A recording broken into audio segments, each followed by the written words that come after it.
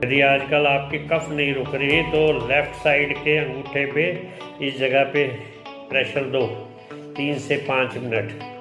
देखो बड़े ध्यान से ये पॉइंट पे, यदि आपने ये पॉइंट पे 3 से 5 मिनट सुबह शाम दिया तो आपको कफ में फ़ायदा होएगा। साथ में ठंडा और खट्टा परहेज करो, और साथ में आपने एसी का थोड़ा सा परहेज रखो, सहने की शक्ति बनाओ, पंखे को नॉर्मल करो और साथ में ये एक्सरसाइज करो, प्रेशर करो, आप बिल्कुल फर्स्ट क्लास हो जाएंगे। आजमा के देखो, आपको बहुत फ़ायदा होगा।